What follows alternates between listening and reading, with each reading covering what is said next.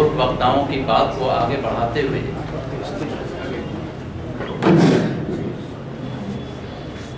मैं कहता हूँ कि रिहाई मंच ने मुसलमान नौजवानों को रिहा कराने का आंदोलन शुरू किया था, लेकिन मुसलमान नौजवान जो फर्जी मुकदमों में फंसाए गए थे, क्यों फंसाए गए, ये रिहाई मंच के लोग अच्छी तरह से जानते थे। देश में के लोगों में और समाज में बंटवारा करने के उद्देश्य से ये कार्यक्रम शुरू हुआ था, ताकि लोकतंत्र की परिभाषा जो आपने पढ़ी है कि जनता के लोगों द्वारा जनता के लिए जनता की सरकार, लेकिन जनता द्वारा कारपोरेट्स के लिए कारपोरेट्स की सरकार कायम हुई है, ये हम अच्छी तरह से समझते थे। और इसी व्यवस्था को बनाए रखने के उद्देश्य से समाज में बंटवारा शुरू किया गया था, जिसका एक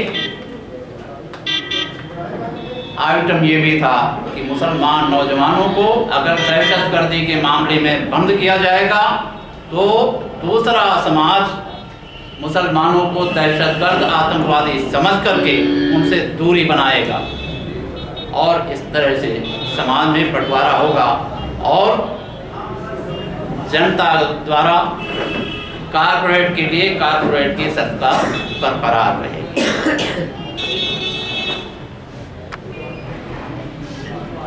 चाहे वो शाहिद आदमी हो या कर्नाटक में एक और साहब की हत्या हुई थी, एक एडवोकेट की, वो भी ऐसे ही बेगुनाहों को बचाने के लिए मुकदमे लड़ रहे थे। मध्य प्रदेश इंदौर में नूर मोहम्मद साहब पर हमला हुआ, कर्नाटक में इस्माइल जलागीर एडवोकेट पर हमला हुआ, और उत्तर प्रदेश में आपके सामने खड़ा हूं मेरे ऊपर। और लोग खामोश रहे, इसलिए कि शायद वो इस साजिश को नहीं समझ पाए थे। हमने इस साजिश को समझा और एक आंदोलन शुरू किया। अब सिर्फ अल्पसंख्यक नौजवानों को छुड़ाने का काम रिहाई मंच का नहीं रह गया। जब से रिहाई मंच ने काम शुरू किया, कम से कम मैं उत्तर प्रदेश में दावे के साथ कह रहा हूं कि कोई नया मुकदमा कायम नहीं हो पाया है।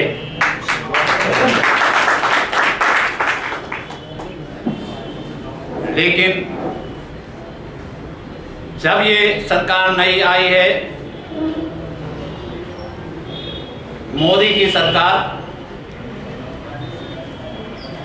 एक नया मुकदमा फिर से शुरू किया है बिजनौर जिले में एक धमाके के साथ। उत्तर प्रदेश की बात कर रहा हूं।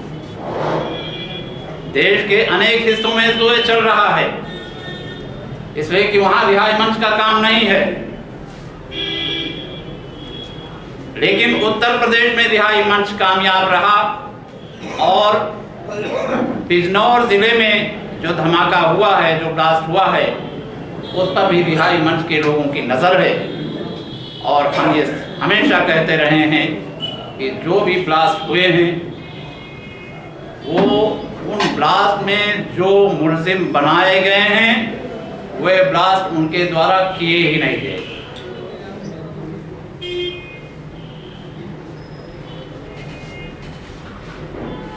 कारपोरेट्स के लिए काम कर रही है हमारे देश की मशीनरी, इंटेलिजेंस एजेंसियां, चाहे वो आईबी हो, चाहे रा हो, एटीएस हो या एसटीएफ हो, ये सब काम कर रही हैं।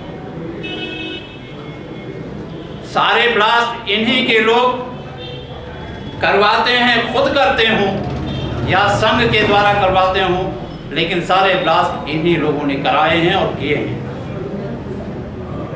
नांदेड़ का वाकया इसका सबूत है, कानपुर की घटना इसका सबूत है, जहां पर नांदेड़ में जब ब्लास्ट हुआ बजरंग दल के दफ्तर में, छानबीन की गई तो वहां के पर कुर्ता पैजामा टोपी जो मुसलमान आमतौर से पहनता है, नकली दाढ़ियां बरामद हुई। कानपुर में बजरंग दल के 2 लोग मारे गए, उनको भी बचा लिया गया, इसलिए कि उनका नाम आ गया था। अगर वो नाम ना आया होता, मारे गए लोग ना पहचाने गए होते, तो उसमें भी फर्जी मुसलमानों की गिरफ्तारियां शुरू हो जाती।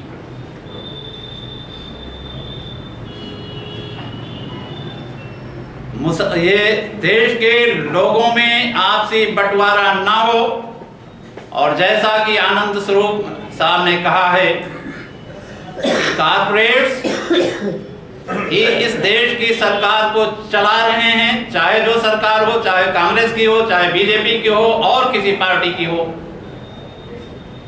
सारी सरकारों को वही लोग चला रहे हैं। और ये सरकार और सरकार की मशीनरी सिर्फ उनकी चौकीदारी का काम करती है। इस व्यवस्था को खत्म करने के लिए आगे रिहाई मंच अपना बिगुल फूंकने वाला है संघर्ष का, और हम चाहेंगे कि संघर्ष में आप लोग साथ हों, और जो साजिशें चल रही हैं इस देश में, इन साजिशों का खात्मा हो, और जो जनता के द्वारा कारपोरेट्स के लिए कारपोरेट्स की सरकार चल रही है, इसको इस जगह पर हम स्थापित करें जनता के द्वारा, जनता की और जनता के लिए सरकार।